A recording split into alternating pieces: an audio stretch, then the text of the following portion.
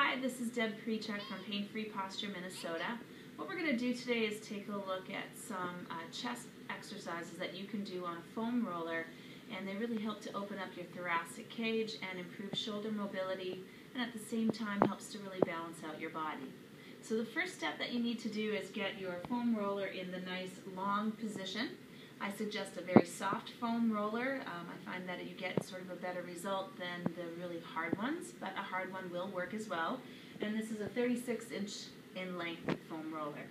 What you want to do is kind of center yourself up here, and it's a little bit of a squat to get into position. Get your feet aligned as best as possible, and then support your body as you're coming down. Take just a second to find your alignment when you're in this position. And then just go ahead and we're going to start with shapes of alphabets. And we're going to start off with the position of the shape of the letter I. Now, if you feel like you're having to strain at any point in these positions, you would want to seek the help of somebody who's well-versed in foam roller work to find the right modifications for you. My elbows are elongated here, and it's allowing my shoulders, neck, and head to reposition.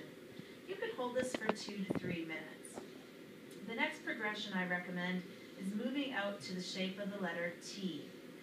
Now, unless you have somebody looking directly at you, it's a little hard to tell if you're equally balanced on both sides. Do the best that you can, but if you have somebody around, have them help you find that equal movement. Again, you can hold this for about 2 to 3 minutes, and if this is not working for you, seek out the help of a professional. After the shape of the letter T, we want to move towards the shape of the letter Y. Be sure that the movement's coming from the shoulder girdle, allowing your thoracic and cervical spine to respond to the demand, and you want to find that shape, letting the hands be fairly relaxed and the elbow shoulder girdle to open up. Hold this again for another 2 to 3 minutes. The next progression that I like to see my students do is to move down to the shape of the letter W. Same advice, and we'll hold that position. It's not uncommon to find that the elbow, wrist, or the hand do some kind of odd movement pattern. That would be your cue that there is a compensation and or a dysfunction through that shoulder girdle. Best advice, seek out the help of a posture alignment specialist. Get that shoulder back into place. From there, I like to recommend a brachial plexus stretch, where we take now one arm into a 90-degree angle. We reach the other arm out to the side, point the fingertips down, and you turn and rotate to look towards the bent elbow position. This is a pretty intense movement, so I recommend only 30 to 45 seconds per arm. Once you feel the value of this brachial plexus stretch, you're going to return your head back to center, find that 90 degrees, reach the arm out, and point the fingers down, back into your rotation.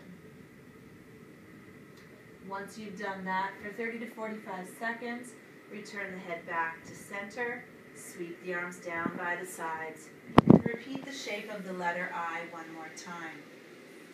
As an addendum, you can then add on a movement like a snow angel, which you saw in our previous video. And that would be to then flow through the shoulder, rotate, rotate again, and sweep overhead. This is a much broader position than simply doing it on the floor. And I highly recommend that you practice the floor variation before you add on the foam roller variation. And you simply need to do anywhere from 5 to 10 of these movements. Your body will slightly move around. You are on a cylinder. Be sure that you add diaphragmatic breathing. Let your body respond to these movements. And enjoy how your body gets back into balance and the increased range of motion through that upper body musculature.